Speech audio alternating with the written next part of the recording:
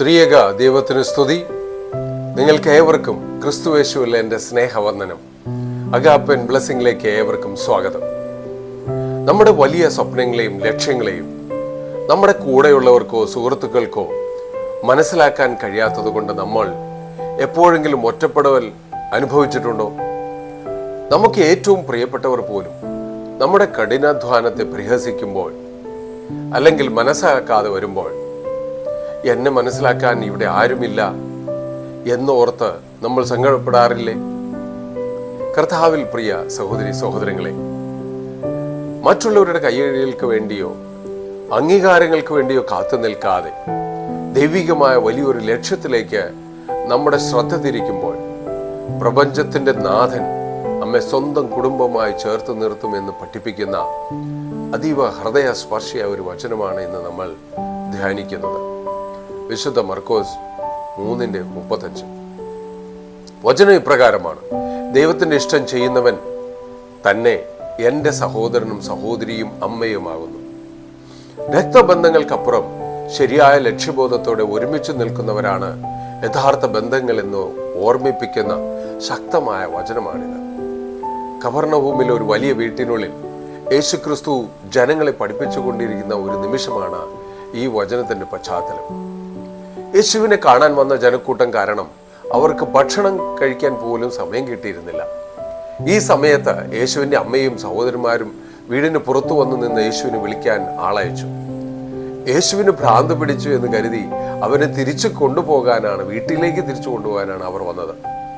എന്നാൽ യേശു തന്റെ ലക്ഷ്യത്തിൽ നിന്നും പിന്മാറാതെ തന്റെ ചുറ്റുമിരുന്ന് വചനം കേൾക്കുന്നവരെ നോക്കിക്കൊണ്ടാണ് ഈ വചനം അരുളി ചെയ്യുന്നത്. യേശു പറയുകയാണ്, എൻ്റെ ലക്ഷ്യത്തെ മനസ്സിലാക്കാതെ പുറത്തു നിൽക്കുന്നവരല്ല എൻ്റെ കുടുംബം. ദൈവത്തിന്റെ ഇഷ്ടം തിരിച്ചറിഞ്ഞ് അത് പ്രവർത്തിക്കുന്നവരാണ് എൻ്റെ യഥാർത്ഥ സഹോദരനും അമ്മയും. ഈ വചനം നമ്മെ പഠിപ്പിക്കുന്നു, നിങ്ങളെ മനസ്സിലാക്കാത്തവരുടെ മുമ്പിൽ നിങ്ങളുടെ സ്വപ്നങ്ങളെ ചെറുതാക്കി കളയരുതെന്ന്. യേശു പറയുന്നു, ദൈവത്തിന്റെ ഇഷ്ടം ചെയ്യുന്നവൻ തന്നെ. ദൈവഹിതം ചെയ്യുന്നതാണ് യഥാർത്ഥ മഹത്വം. ഇതിന്റെ അർത്ഥം നമ്മുടെ കാഴ്ചപ്പാടുകളെയും കരിയറിലെ വലിയ ലക്ഷ്യങ്ങളെയും ചുറ്റുമുള്ളവർക്ക് മനസ്സിലാകുന്നില്ലെങ്കിൽ അവരെ ബോധ്യപ്പെടുത്താൻ നടന്ന് നിങ്ങളുടെ സമയം കളയേണ്ട ആവശ്യമില്ല. ലോകം ഒരു മനുഷ്യനെ വിലയിരുത്തുന്നത് സമ്പത്ത്, വിദ്യാഭ്യാസം, ജോലി, പ്രശസ്തി, കുടുംബ പശ്ചാത്തലം എന്നിവയുടെ അടിസ്ഥാനത്തിലാണ്. എന്നാൽ യേശു ഒരു പുതിയ മാനദണ്ഡം ഇവിടെ അവതരിപ്പിക്കുകയാണ്. ദൈവത്തിന്റെ ഇഷ്ടം ചെയ്യുന്നവരാണ് ദൈവത്തിന്റെ ഏറ്റവും അടുത്തവർ. ദൈവത്തിന് മുമ്പിൽ ഏറ്റവും വലിയ പദവി ദൈവഹിതം ചെയ്യുന്നവൻ എന്നതാണ്. പിന്നെ ദൈവത്തിന്റെ കുടുംബം എല്ലാവർക്കും വേണ്ടി തുറന്നിരിക്കുകയാണ്. ഈ വചനത്തിന്റെ ഏറ്റവും വലിയ ഒരു പ്രത്യാശ ഇതാണ്: ദൈവത്തിന്റെ കുടുംബത്തിൽ അംഗമാകാൻ ഒരു പ്രത്യേക വംശത്തിൽ ജനിക്കേണ്ടതില്ല, വലിയ വിദ്യാഭ്യാസ യോഗ്യത ആവശ്യമില്ല, സമ്പന്നനാകേണ്ടതിന് ആവശ്യമില്ല. ദൈവത്തിന്റെ ഇഷ്ടം അനുസരിക്കുന്ന ഏവർക്കും ദൈവത്തിന്റെ മകനോ മകളോ ആകാനായിട്ട് കഴിയും. യേശുവിന്റെ സ്നേഹത്തിന് ഒരു അതിരുമില്ല. നമ്മൾ ദൈവത്തിന്റെ വഴിയിൽ സത്യസന്ധമായി നമ്മുടെ കടമകൾ ചെയ്യുമ്പോൾ സ്വർഗം നമ്മെ സ്വന്തം കുടുംബമായി പ്രഖ്യാപിക്കുകയാണ്.